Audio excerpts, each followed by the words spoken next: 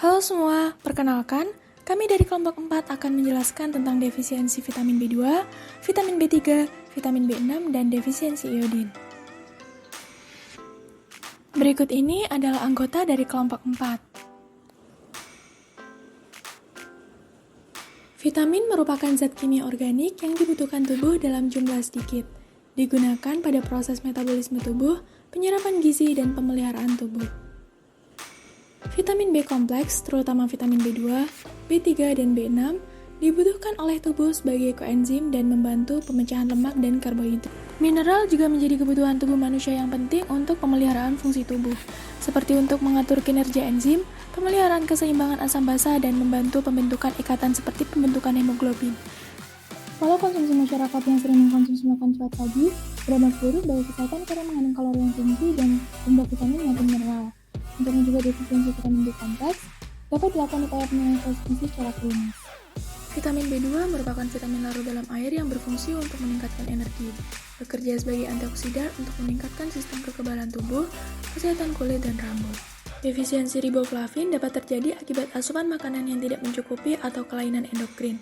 Kekurangan riboflavin tersebut juga dapat terjadi akibat diare kronis, gangguan hati, alkoholisme, dan hemodialisis.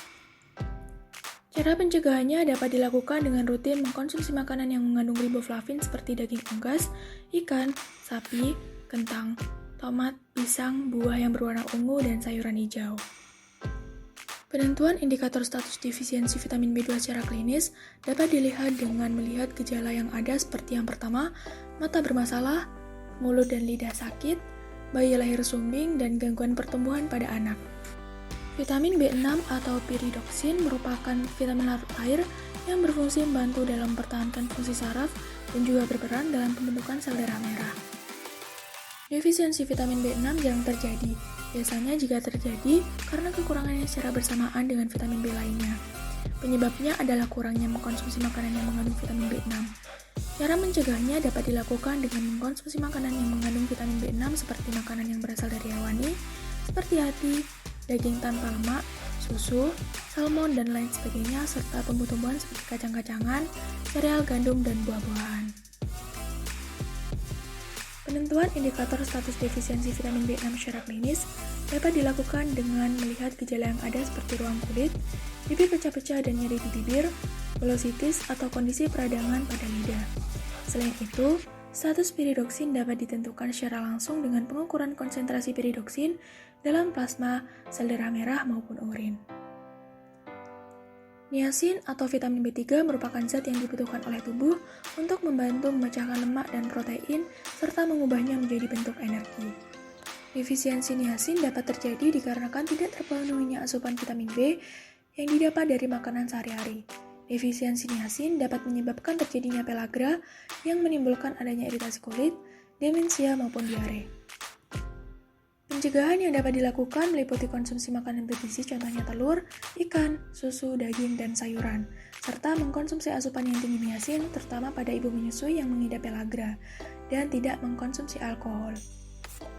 Cara penentuan dan indikator status gizi secara klinis pada defisiensi vitamin B3 dapat dilakukan dengan melihat tanda-tanda yang muncul akibat defisiensi vitamin B3, serta terjadinya penyakit pellagra, seperti kulit terasa kasar, dan menjadi kemerahan di bawah sinar matahari, muntah, konstipasi atau diare, depresi, halusinasi, dan lain sebagainya.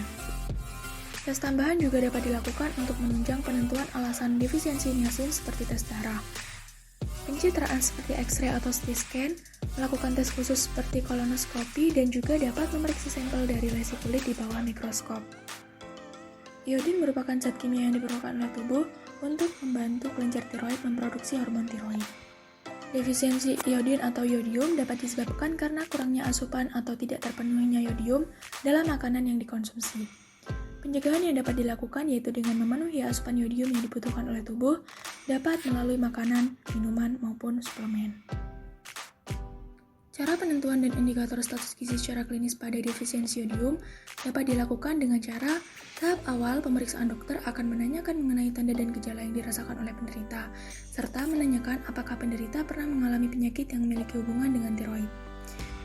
Tahap kedua, dokter akan melakukan pemeriksaan fisik terutama pada bagian leher dengan tujuan untuk memeriksa adanya benjolan akibat gondok. Tahap terakhir yaitu dengan melakukan pemeriksaan penunjang seperti tes darah yang bertujuan untuk melihat kadar hormon tiroid dan kadar yodium dalam tubuh. Tes urin yang bertujuan untuk mengetahui kadar yodium di dalam tubuh penderita, dan juga dapat melakukan tes patch yodium dengan mengoleskan yodium pada kulit penderita dan memeriksa warna dalam kurun waktu 24 jam.